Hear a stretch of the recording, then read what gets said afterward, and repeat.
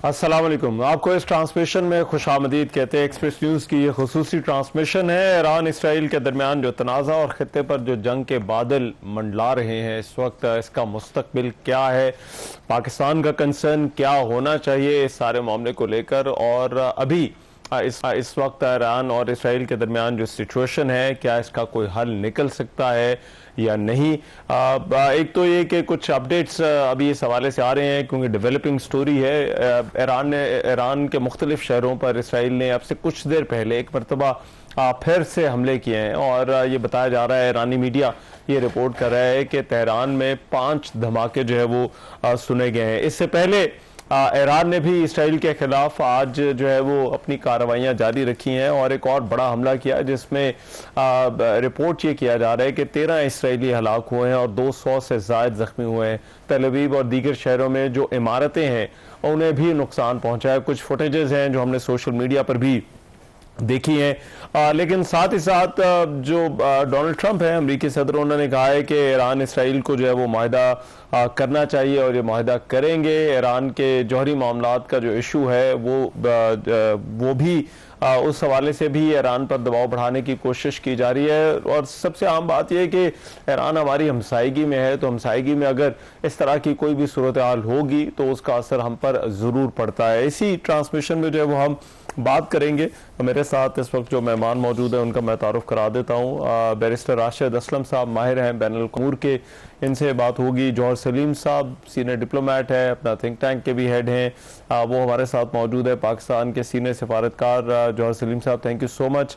और डॉक्टर हुमा बकाई साहिबा माहिर बैनुल अक़वामी अमूर, वो भी हमारे साथ इस ट्रांसमिशन में मौजूद हैं। मैं गुफ्तगू का आगाज़ जौहर सलीम साहब आपसे मैं करना चाहता हूँ। अभी जब से ये सिलसिला शुरू हुआ है, इसराइल की तरफ से हमले किए गए और ईरान का हमने रिस्पांस देखा, आपके ख्याल में इस सूरत हाल का अभी कोई हल है या फिर आपको ये जो कॉन्फ्लिक्ट है वो मजीद फैलता हुआ नजर आ रहा है? जी, अभी बिल्कुल जो सिचुएशन है उसमें तो लग रहा है कि ये अभी कुछ देर ड्रैग करेगा, क्योंकि ये जो वॉरफेयर अभी चल रही है ये सारी एरियल ही है। उसमें इसराइल को एक वाज़े बढ़तरी हासिल है इन टर्म्स ऑफ जो टेक्नोलॉजी है और इक्विपमेंट, क्योंकि उनकी एयरफोर्स जो है वो दुनिया की जदीद तरीन एयरफोर्सेज में आती है। उनके पास F-35 जो 5th जनरेशन के प्लेन्स हैं, फिर F-15s हैं, F-16s हैं। ये बहुत ही अच्छे प्लेटफॉर्म्स हैं, some of the most sophisticated in the world. Iran के पास तो कुछ पुराने रशियंस हैं, कुछ और इस तरह के हैं जो बहुत ही पुराने जहाज हैं, तो उनकी एयरफोर्स उस तरह से एग्जिस्ट नहीं करती। लेकिन उनके पास जो कैपेबिलिटी है वो मिसाइल्स की है, जिसमें उनके पास मुख्तलिफ किस्म के मिसाइल्स हैं, ड्रोन्स हैं, तो ये प्रोजेक्टाइल्स जो सारे वो फायर कर रहे हैं, तो वो जरा थोड़ा सा यूनिडायमेंशनल है उस सेंस में। फिर अगर ये डिफेंस की बात करें तो इसराइल के पास तो दुनिया का सोफिस्टिकेटेड तरीन जो सिस्टम है 3 लेयर्ड, उसमें आयरन डोम, फिर डेविड स्लिंग और फिर उसके बाद एरो 3 मिसाइल्स हैं, तो उसमें वो काफी सारे इंटरसेप्ट भी कर लेते हैं। लेकिन उसके बावजूद कुछ जो है वो पेनिट्रेट कर जाते हैं उस सिस्टम में, क्योंकि 100% तो कोई सिस्टम भी इफेक्टिव इस वक्त एंटी बैलिस्टिक मिसाइल्स का या दूसरे प्रोजेक्टाइल्स के अगेंस्ट नहीं है दुनिया में। On the other hand Iran के पास कोई भी इस किस्म के बहुत ही कम उनका बेसिक उनका सिस्टम है डिफेंस का, तो वहां पे तो फिर इसराइल जो है ना, उनको एयर सुपीरियरिटी है, वो बिल्कुल खुल के कार्रवाइयां कर रहे हैं वहां पे। वो जब चाहते हैं उनके जहाज या आके मिसाइल्स फायर करते हैं डायरेक्ट भी। वो जो प्रिसिशन स्ट्राइक्स उन्होंने की हैं, आपने देखा ये बहुत ज्यादा। अभी इसमें जो सफारती कोशिशें हैं जी, उस देख रहे हैं कि दुनिया में बहुत से मुल्कों की स्टेटमेंट्स आई हैं, कुछ ने इसराइल को कंडेम किया है। जो यूरोपियन है, मगरबी ममालिक, ज्यादातर उन्होंने एक न्यूट्रल स्टांस लिया है, जिसमें उन्होंने इसराइल का जो हक है उनका सेल्फ डिफेंस का, उस पर ज्यादा जोर दिया है। और फिर उसके बाद जंगबंदी की भी बात की है, डी एस्केलेशन की तरफ। चाइना और रशिया जो है जो उसमें अहम किरदार अदा कर सकते हैं, इसलिए कि ईरान की उन दोनों मुल्कों से बहुत अच्छे ताल्लुकात हैं। चीन के साथ तो उनका आपको पता है $100 बिलियन का एक वो इन्वेस्टमेंट का भी जॉइंट उन्होंने आपस में एनविजिज किया है रशिया के साथ। और फिर आधी ट्रेड जो है उनकी ऑयल की वो चीन के साथ है। रशिया के साथ उनके डिफेंस कॉर्पोरेशन ईरान की बहुत ज्यादा है। उनके जो है वो यूक्रेन की वॉर में भी इस्तेमाल हुए हैं, उनके ड्रोन्स भी इस्तेमाल हुए हैं। तो एक स्ट्रेटेजिक उनका उस सेंस में एक जो है ना आपस में अंडरस्टैंडिंग भी है। तो उस सेंस में वो जो मुल्क हैं, जो कोर मुल्क हैं, चाइना, रशिया, नॉर्थ कोरिया और ईरान, उनमें आते हैं जिनकी आपस में बहुत ज्यादा स्ट्रेटेजिक अंडरस्टैंडिंग है। तो वो एक है। अच्छा, जो ठीक। अभी तक सफारती कोशिशें हो रही हैं उसमें हमने देखा यूनाइटेड नेशन सिक्योरिटी काउंसिल में, जहां पाकिस्तान भी इस वक्त एक नॉन परमानेंट मेंबर है, वहां पे एक इमरजेंसी सेशन हुआ, डिस्कशन भी हुई, लेकिन मैंने ये खदशा जाहिर किया था कि वहां से कुछ सब्सटेंटिव निकलेगा नहीं, क्योंकि कंडेमनेशन का भी रेजोल्यूशन पास नहीं हो सकेगा, बिकॉज वो तीन परमानेंट तो मगरबी ममालिक हैं और बाकी भी जो उनमें वो नहीं मानेंगे। जंगबंदी का अगर कोई रेजोल्यूशन होगा तो वो भी डिपेंड करता है कि वो अंडर चैप्टर 6 होगा कि अंडर 7 होगा, बट अभी तक उसकी कोई अच्छा, क्लियर वाज़ेह सूरत हाल नजर नहीं आ रही। तो जो सवारती कोशिशें हो रही हैं वो इस वक्त उस तरह की हो रही हैं, जैसे प्रेसिडेंट पुतिन जो है उन्होंने बात की है इजरायली प्राइम मिनिस्टर से भी और ईरानी लीडरशिप से भी, बाकी भी जो चाइनीज ठीक। हैं, अमेरिकन हैं, वो बहुत ज्यादा इन्वॉल्व हैं। इस वक्त एक डिप्लोमेसी चल रही है, लेकिन अभी तक उसका कोई वाज़ेह नतीजा सामने नहीं आ रहा फिलहाल, और फिलहाल लग रहा है कि अभी कुछ दिन तो ऐसे ही चलेगा।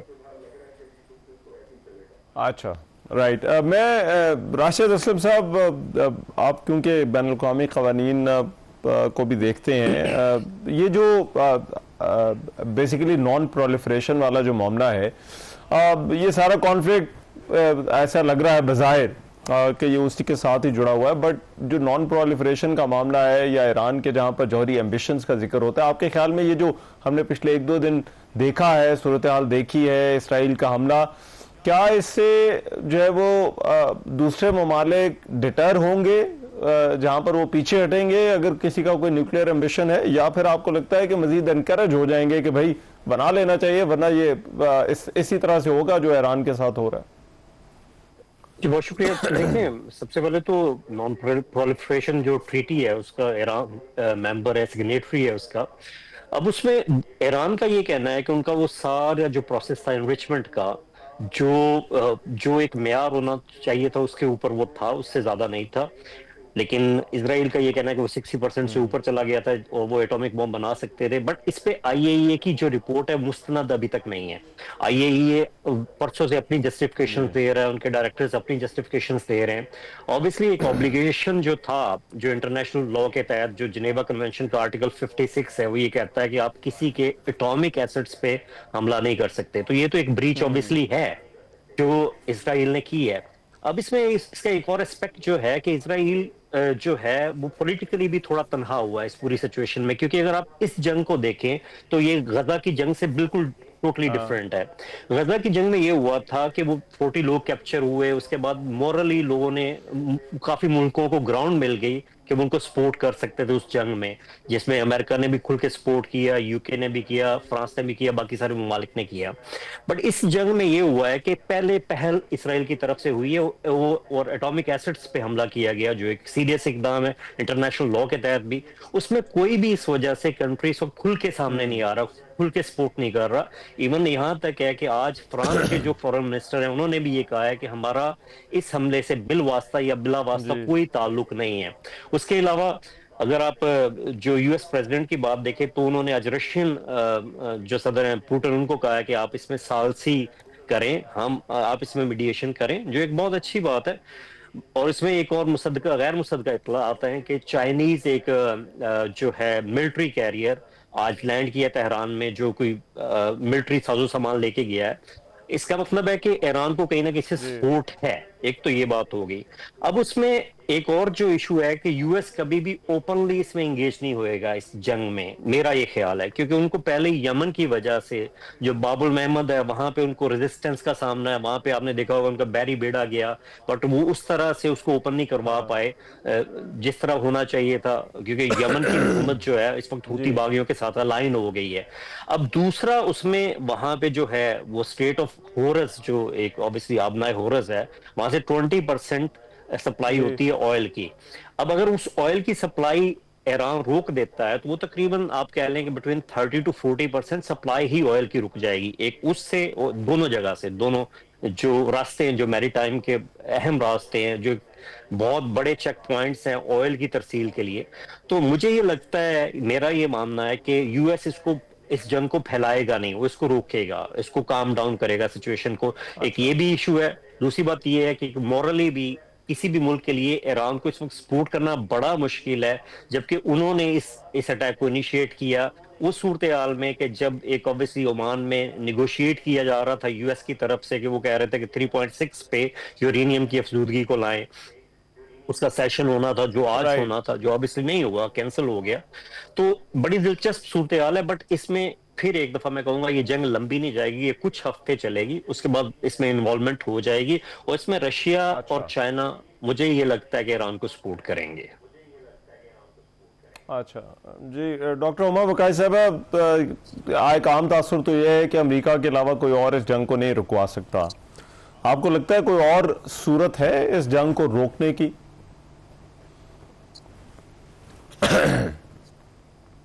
जी डॉक्टर साहब, आपको मेरी आवाज आ रही है?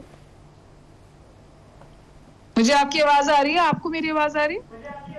हेलो जी जी जी जी, अब आ गई आपकी आवाज। जी डॉक्टर साहब, आप बात हेलो कीजिए जी।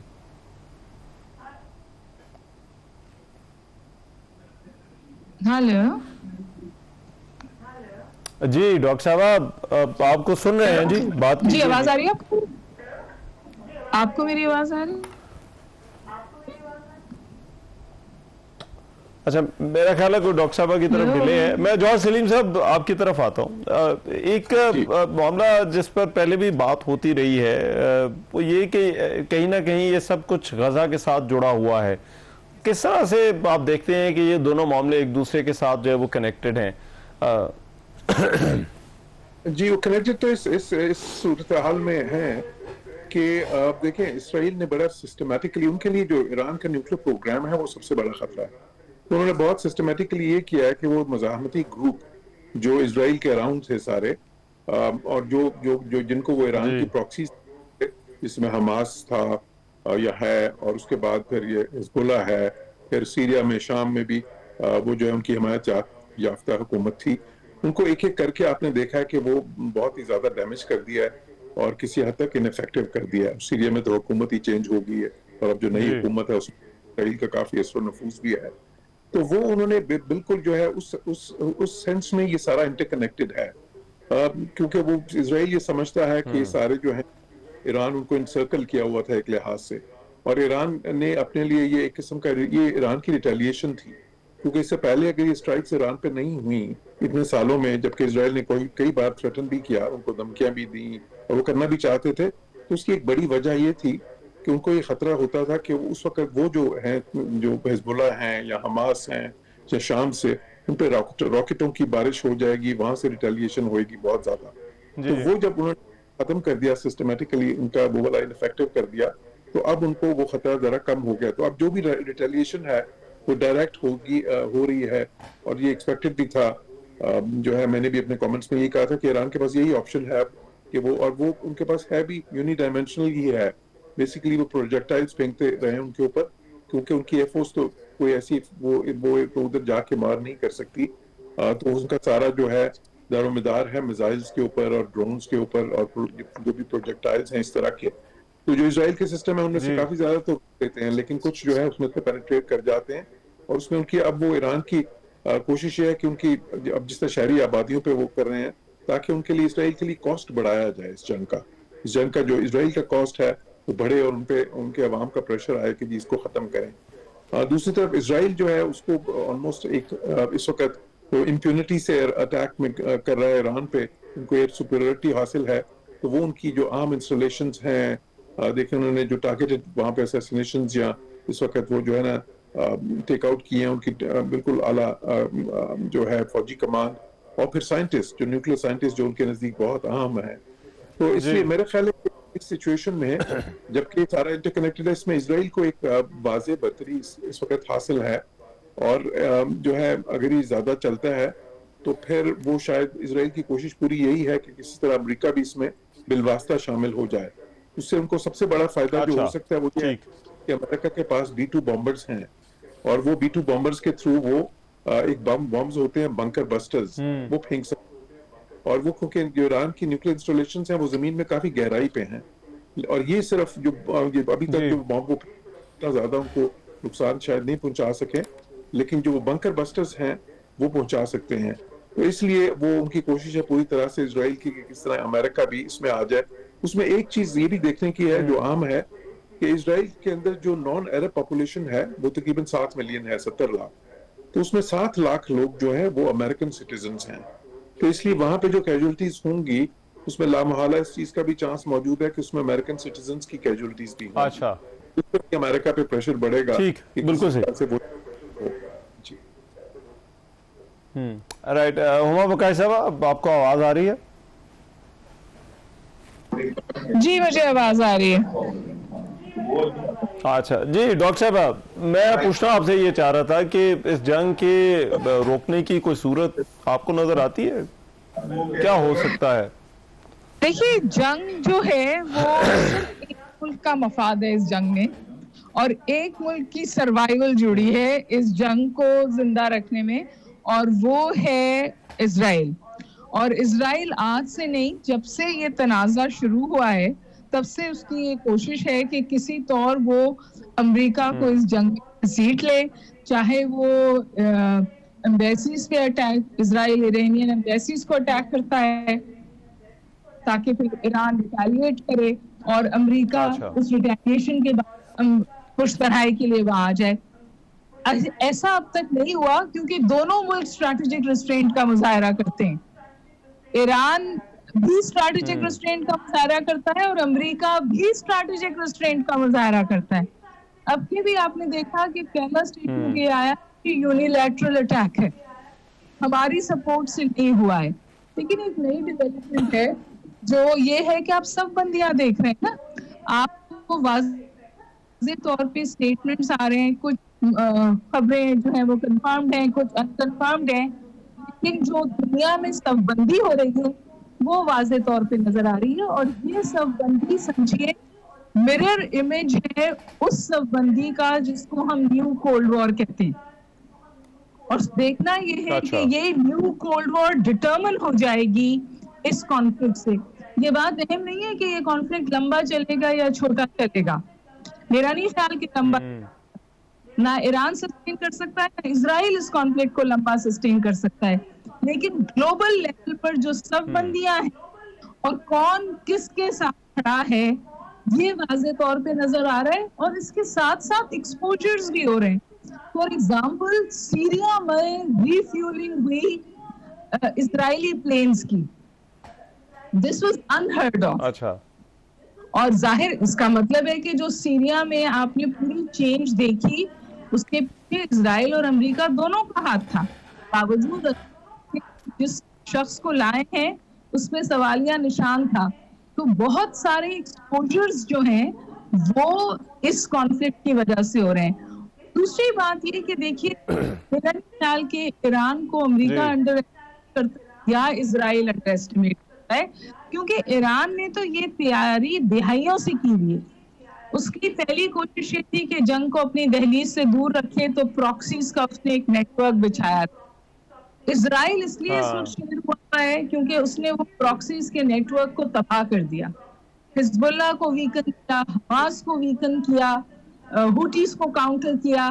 तो अब उसको लगता है कि वो जंग को ईरान की दहलीज पे ले जाकर ईरान में regime change जरूर ला सकता है। अब it's a battle of wits, अच्छा। It's a battle of wits, it's a battle of wills. मेरा नहीं ख्याल कि ईरान लेट गो करेगा, और मुझे लगता है कि ईरान के साथ जो है वो आपको जुड़ते हुए नजर आएंगे रशिया भी, चाइना भी, नॉर्थ लेकिन डॉक्टर साहब, जो अभी हमने देखा है, मैं दो हवाले दूंगा। एक गजा के हवाले से, वहां पर हमने देखा कि वो कॉन्फ्लिक्ट जो है वो एक ही जगह तक रहा।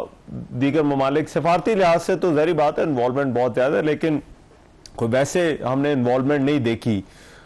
इसी तरह रशिया यूक्रेन के अंदर भी जो है वो, and correct me if I am wrong, Russia Ukraine के अंदर भी सपोर्ट है, लेकिन ये कि एक्टिव कॉन्फ्लिक्ट के अंदर जो है वो कोई नहीं जो है वो जाता। यहाँ पर भी आपको लगता है यही रहेगा, ये चीज़ें ईरान और इसराइल के दरमियान ही रहेंगी, या फिर आप एक बिगर इन्वॉल्वमेंट भी कहीं ना कहीं पर देख रहे हैं? क्योंकि ईरान बार बार ये थ्रेटन कर रहा है कि हम जो यूएस इंटरेस्ट हैं या जो वेस्टर्न इंटरेस्ट हैं हम उनको भी टारगेट कर सकते हैं।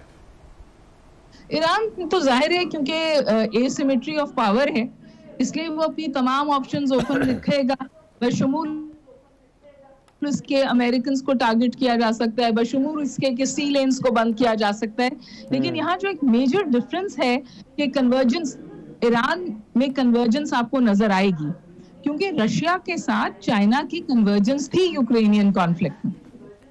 ये बात तो आपको वाज़ेह तौर पे पता है। और इनफैक्ट आप ये सोचें कि अमेरिकन के लिए एक फ्रंट ऑल खोलना कितना मुश्किल है, क्योंकि गजा की सूरत हाल तो काबू में, लेकिन और ये नया फ्रंट, मैं राशिद साहब ये एक लीगल अपनी होम फ्रंट। डॉक्टर साहब एक मिनट दीजिएगा, मैं एक लीगल पॉइंट है जरा राशिद साहब से जरा उस पर बात कर लूं। राशिद साहब, हमने देखा कि ये जो हवाला दिया जाता है कि अगर आपके मुल्क में दहशतगर्दी हो रही है और किसी और मुल्क से ओरिजिनेट हो रही है तो आप उसके खिलाफ जाकर कार्रवाई कर सकते हैं। मेरा ख्याल है यही वो प्रिंसिपल है जिसको भारत ने भी इस्तेमाल किया पाकिस्तान के खिलाफ और इसराइल ने भी किया, लेकिन इसका इस्तेमाल हम बहुत ज्यादा देख रहे हैं।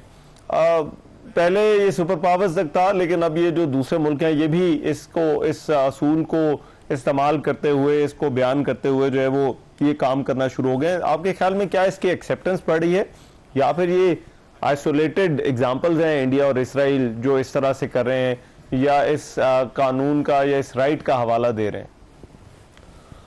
देखिए, ऐसा बिल्कुल नहीं है। दुनिया की तारीख में कभी भी ऐसा नहीं हुआ कि इस किस्म की अगर सिचुएशन हो तो आप दूसरे मुल्क पे हमला कर दो। उसमें इंटरनेशनल इंस्टीट्यूशंस हैं, यूनाइटेड नेशन सिक्योरिटी काउंसिल है, आईसीजे बैठी हुई है, पहले मुमालिक उस पे जाते हैं। अब अगर इस रीसेंट वाक्य में देखें तो जो यूनाइटेड नेशंस का चार्टर का जो आर्टिकल 2 है वो बड़ा इसमें वाज़ेह है। वो ये कहता है कि आप किसी की इलाकाई इस्लामियत पे हमला नहीं कर सकते, आप उन पे इस तरह अटैक नहीं कर सकते।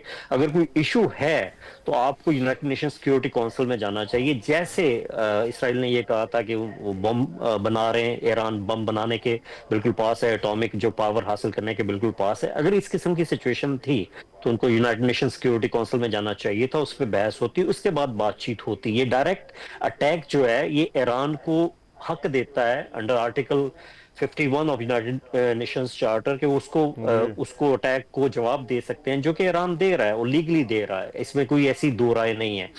अब लीगली ईरान बहुत ज्यादा स्ट्रॉन्ग सिचुएशन में है। इसमें अगर ब्रीच की है तो इसराइल ने की है, उसने उससे सारे आर्टिकल की, सारे जिनेवा कन्वेंशंस की ब्रीच की है, जिसकी वजह से, जिस तरह मैंने पहले कहा कि जी कोई भी मुल्क उसको उस तरह सपोर्ट नहीं कर पा रहा जिस तरह ओपनली पहले इसराइल की सपोर्ट थी।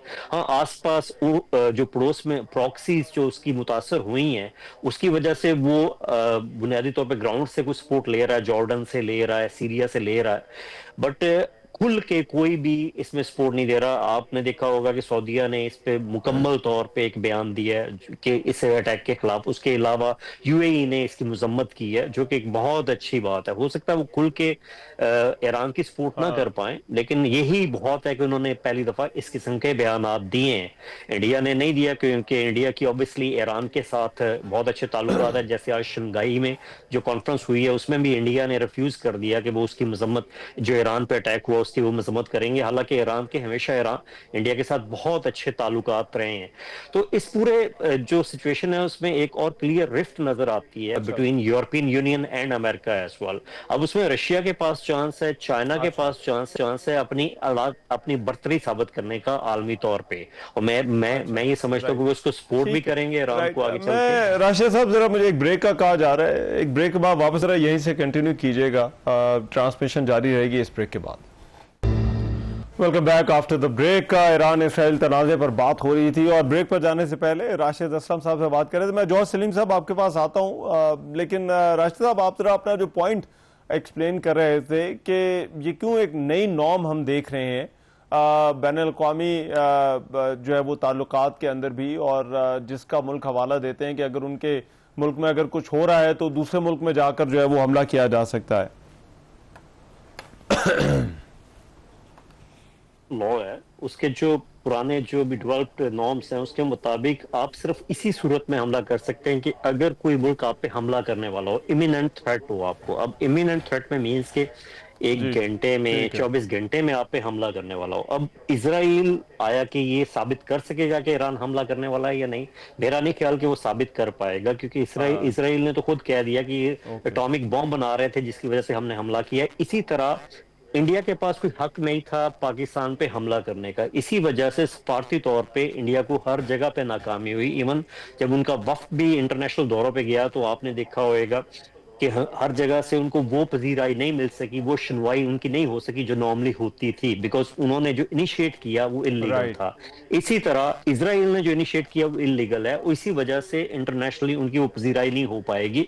पहली बात। दूसरी बात यह है कि इसमें अल्टीमेटली इसराइल इसमें लूज करेगा इस जंग में। ईरान मुझे ये लगता है कि स्ट्रांग होएगा, क्योंकि उनके पास जो सपोर्ट इंटरनेशनली आ रही है, जो आएगी, वो उनके लिए बेटर होएगी आगे फ्यूचर के लिए। अच्छा, ठीक है। आपका ये कहना है कि जो इंडिया और इसराइल कर रहे हैं ये नॉर्म नहीं है बल्कि ये एक्सेप्शन है। मैं जौहर सलीम साहब, हमारी क्योंकि हमसायगी है और इंडो इसराइल नेक्सस का भी हम जिक्र सुनते रहते हैं, आपके ख्याल में हमें कितना मोहतात होना चाहिए इस वक्त? जी देखिए, एक तो खैर हमारी इस पे बड़ी कंसिस्टेंट और लॉन्ग स्टैंडिंग पोजीशन रही है इस न्यूक्लियर मसले पे, और ये है कि हम समझते हैं कि ईरान का न्यूक्लियर होना जो है वो इस खत्ते के लिए कोई उसकी स्टेबिलिटी और सिक्योरिटी के लिए कोई बहुत ज्यादा साजगार नहीं है। और वो इसलिए भी नहीं क्योंकि ईरान खुद कह चुका है कि वो न्यूक्लियर पावर नहीं बनना चाहते।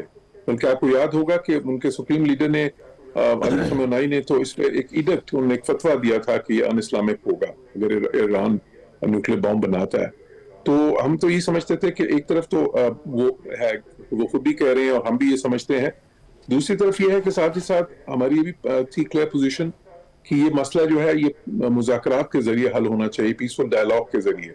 ये कोई मिलिट्री मीन्स के जरिए या इस तरह की स्ट्राइक्स के जरिए या कोई मिलिट्री इंटिमिडेशन के जरिए, उन तरीकों से, बिकॉज हम ये कहते थे कि उससे इस खत्ते की सलामती को ज्यादा खतरा लाक हो जाएगा। तो ये हमारी पॉलिसी बहुत सालों से थी, अभी भी है। अभी भी हम ये समझते हैं कि ये सही तरीकेकार नहीं है, और जो उन्होंने किया है वो उन्होंने उनकी जो है ना टेरिटोरियल इंटेग्रिटी, जिसको इलाकाई सालमियत कहते हैं, और उनकी सोवरेनिटी यानी खुद मुख्तारी जो है, और ये सारे जो आर्टिकल्स जिन्होंने भी बताए बैरिस्टर साहब ने, आर्टिकल 2 और 51 जो है उसकी वायलेशन है, और भी बहुत से इंटरनेशनल कवानीन की और से इंटरनेशनल नॉर्म्स की, और जो इंटरनेशनल एक ऑर्डर जिन बुनियादी असूलों पे खड़ा है उनकी खिलाफ वर्जी है। तो वो तो हमारी पोजीशन है सारी, और हम उसी पे चल रहे हैं। इसलिए हमने इसको कंडेम भी किया इस अटैक को, और पूरी सफारती कोशिशें जो हो रही हैं उसमें हमारी जो है उसमें कंट्रीब्यूशन ये है कि हम हर जगह पे, बेशक वो अक़वाम मुत्तहिदा में सलामती कौंसिल हो या दूसरे मुल्कों के साथ जो हमारे बायलैटरली बात हो रही है, या कोई और मल्टीलैटरल फोरम है, जिस तरह के अगले दिनों में आप देखेंगे, जिस तरह OIC है अगर वहां पे भी होता है, या और किसी मल्टीलैटरल फोरम्स पे, तो उसमें पाकिस्तान की यही होगी कि बात जंगबंदी की तरफ जाए और इसी तरफ के ये पीसफुल मीन्स के थ्रू हल हो चीज।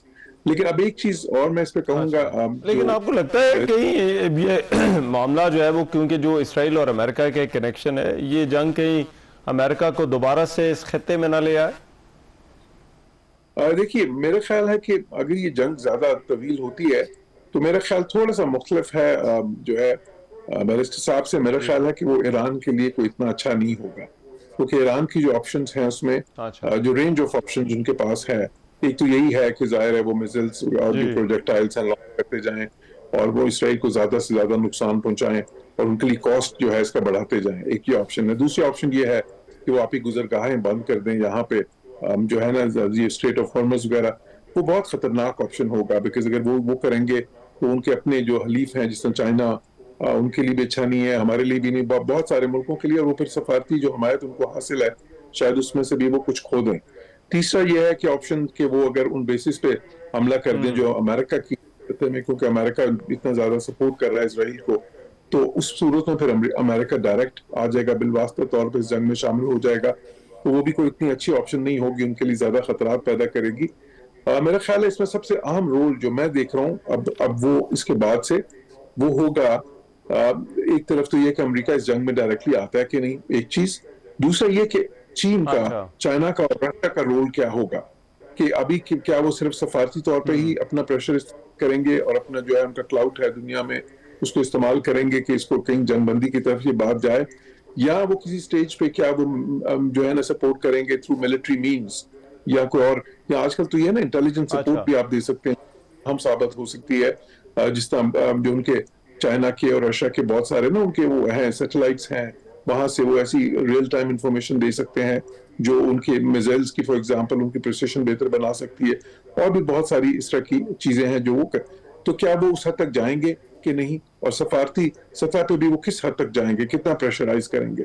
तो मेरा ख्याल है कि अगले दिन या आने वाले दिनों में हम ये देखेंगे कि ये सफारती सरगर्मियां जो है ये ज्यादा होती जाएंगी। और जौहर साहब, आपको ये भी लगता है कि जो ईरान की जो आइसोलेशन है, हो सकता है ये कंटिन्यू करे, क्योंकि जिस तरह से इस हवाले इस तनाज़े में भी बात की जा रही है, ईरान की हिमायत तो है लेकिन कोई एक्टिव सपोर्ट उसकी उस तरह से नजर नहीं आती, तो ना ही मशरिक वस्ता से, ना ही जो है वो वेस्ट से, और ना ही दीगर ममालिक से। तो आपको लगता है कि अब ईरान जो है वो कोई डिप्लोमेटिक आइसोलेशन का शिकार है इस वक्त भी? अच्छा, अब देखिए, अभी एक अजीब सूरत हाल है कि एक तरफ तो इस चीज का है कि उन पे एक अटैक हुआ, अग्रेशन हुई और इंटरनेशनल नॉर्म्स वायलेट किए गए, इंटरनेशनल लॉबी, लेकिन दूसरी तरफ उसके बावजूद ईरान की जो वाज़ेह हमायत है वो कोई बहुत ज्यादा सामने नहीं आ रही। इवन इस खत्ते में आपने बिल्कुल सही कहा कि देखें कितने ममालिक हैं इस खत्ते में जो जो उनको मदद दे रहे हैं इसराइल को। वो उनके जो ईरान मिसाइल्स वगैरह फायर कर रहा है, वो रास्ते में कई मुल्क उनको रोकने में, पिछली बार भी ये हुआ था, उन्होंने मदद की थी इसराइल की। इस बार भी देखें रिफ्यूलिंग किन मुल्कों में हो रही है, किन मुल्कों में सारा उनकी ये स्पेस वो यूज कर रहे हैं, वो सारी हमायत जो उनकी है। यहाँ तक आप देखें कि हिंदुस्तान के ताल्लुकात उनके साथ इतने अच्छे थे, लेकिन अभी इतलात आ रही हैं कि रॉ भी ऐसी सरगर्मियों में मुलविस थी कि शायद उन्होंने इंटेलिजेंस शेयरिंग इजराइल के साथ की थी ईरान के खिलाफ। तो वो बहुत सारे मुल्क जिनको ईरान समझते थे कि शायद वो जो है ना कम से कम न्यूट्रल रहेंगे या उस तरफ जो है उनके खिलाफ नहीं जाएंगे, उनको हमायत हासिल नहीं है। जो सबसे ज्यादा, बल्कि पाकिस्तान ने जो इस पर कंसिस्टेंट पोजीशन ली है वो ऐसी है, इस पे ईरान को शायद ये मेरे ख्याल बात याद रहेगी कि ऐसे मुश्किल मौके पे पाकिस्तान ने एक वाज़ेह पोजीशन ली थी। लेकिन जो बहुत ज्यादा रिलायंस है ईरान की आने वाले, क्योंकि देखिए बयानात और चीज है मेरा ख्याल है, और जो एक्टिव सपोर्ट है वो और चीज है। मैं इसमें जो राशिद साहब, इसमें ये फरमाइएगा कि सलामती कौंसिल का एक तो इजलास हुआ है, बेनतीजा हुआ है, उसमें कोई नतीजा नहीं निकल सका। बुनियादी मसला वहां पर वही है, अमेरिकन वीटो पावर का। तो अब कुछ कॉन्फ्लिक्ट में सलामती कौंसिल का किरदार रहा है, लेकिन इस मामले में आप कुछ देखते हैं सलामती कौंसिल आगे जाकर कुछ कर पाएगी या नहीं? देखिए, सलामती कौंसिल ऑब्वियसली एक काम है यूनाइटेड नेशंस का, जिसका काम इम्प्लीमेंट करना होता है चीजों को। आपने आईसीजे का डिसीजन देखा जिसमें वो नाकाम रहे उसको इम्प्लीमेंट करने में, इसराइल और गजा के हवाले से एक क्लियर डिसीजन था कोर्ट का जिसको इम्प्लीमेंट नहीं किया जा सका। तो इस हवाले से उनकी जो अपनी पोजीशन है वो भी काफी वीक हुई, इंटरनेशनल इंस्टीट्यूशंस की, जो भी यूनाइटेड नेशंस के आर्म्स हैं उसकी। तो इस पूरे हवाले में मैं नहीं समझता उनका बहुत बड़ा किरदार होएगा, और मैं ये भी नहीं समझता कि लोगों को होप है उससे या बाकी ममालिक उससे कोई होप कर रहे हैं, क्योंकि वो पहले भी अपने आप को बेबस साबित कर चुके हैं इस पूरे अमल में गजा के हवाले से। वो अब ये जो आपने ये देखा होगा कि ये जो रिसेंट मीटिंग हुई है यूनाइटेड नेशन सिक्योरिटी काउंसिल की, उसमें भी लोगों को बहुत ज्यादा हाई होप नहीं थी, इवन बहुत ज्यादा डिस्कशन भी उस बारे में नहीं होती रही कि उस मीटिंग में क्या हो रहा है, उसका नतीजा क्या होगा, जिस तरह पहले कॉन्फ्लिक्ट्स में होता था। ये अच्छी बात है कि ईरान ने फौरी तौर पे यूनाइटेड नेशंस को सिक्योरिटी काउंसिल को रिज्यू, जो कि उनका एक लीगल राइट था, उन्होंने उसको एक्सरसाइज किया। आगे जाके उनका कोई किरदार मैं इसमें वो बहुत ज्यादा नहीं देखता क्योंकि इसराइल ऑब्वियसली पहले भी उनकी कोई नहीं मानता था, आगे भी फ्यूचर में नहीं मानेगा। अगर कोई इस किस्म की सिचुएशन होती भी है तो हो सकता है यूएस से उसको वीटो कर दे उस करारदाद को। ये भी एक अहम इशू है कि वो कोई भी रेजोल्यूशन इसमें पास नहीं हो पाएगी। बाकी आगे मुमालिक के हवाले से जो एक्टिव सपोर्ट है उसमें देखिए उस खित्ते में जो सपोर्ट है उसमें वो तो बड़ी मुश्किल है ईरान के लिए हासिल करना। जो इंटरनेशनल सपोर्ट बाकी मुमालिक से, ईरान रशिया से या चाइना से, तो वो कुछ हद तक ले लेंगे, बट एक बहुत बड़ी सपोर्ट वेलमिंगली लेना वो बड़ा मुश्किल होगा ईरान के लिए इस पूरी सिचुएशन में, चाहे वो लीगल सपोर्ट हो या चाहे वो पॉलिटिकल सपोर्ट हो। हाँ, लीगली उनके पास ऑप्शंस हैं कि वो आईसीजे में जा सकते हैं, इंटरनेशनल क्रिमिनल कोर्ट में जा सकते हैं इसराइल के खिलाफ, वो जाना भी उनको चाहिए, ये लीगल रेमेडीज उनको जरूर अवेल करनी चाहिए ताकि उनके पास कुछ ना कुछ फ्यूचर के लिए हो कि हमने इसको चैलेंज किया था, इस सारी स्ट्राइक्स को, आगे जाके आईसीजे में या आईसीसी में। बाकी आगे देखना ये है। राइट, ठीक है, बहुत जी राइट, बहुत शुक्रिया। राशिद असलम साहब मौजूद थे, बाहर बैनुल-अक़वामी क़वानीन, और जौहर सलीम साहब थैंक यू सो मच, साबिक़ सफ़ीर हमारे साथ मौजूद थे। डॉक्टर साहबा, डॉक्टर उमा बकाई साहबा भी हमारे साथ मौजूद थी, उन्होंने भी इस मामले पर अपनी जो है वो इनपुट दी। बहरहाल ये जो ईरान और इसराइल के दरमियान तनाज़ा है, इस तरह जिस तरह तवक्को की जा रही थी कि फौरी तौर पर तो इसका कोई हल जो है वो निकलता हुआ अभी नज़र नहीं आ रहा, और अगर आज की डेवलपमेंट देखी जाए तो ये तनाज़ा फैलता हुआ महसूस हो रहा है। आज भी इसराइल की तरफ से भी हमले किए गए, ईरान के मुख्तलिफ शहरों को निशाना बनाने की कोशिश की। अब से कुछ देर पहले ये भी खबर आई कि मशहद को भी जो है वो निशाना बनाया गया, और इसी तरह से कुछ और शहर थे जिन पर जो है इंक्लूडिंग तेहरान, वहाँ पर भी जो है वो मिसाइल दागे गए, और ईरान ने भी इसराइल के ऊपर मिसाइल हमले किए हैं, जिसके बायस इसराइल के अंदर और तल अवीव के अंदर भी कई इमारतों को जो है वो नुकसान पहुंचा। बहरहाल उम्मीद की जानी चाहिए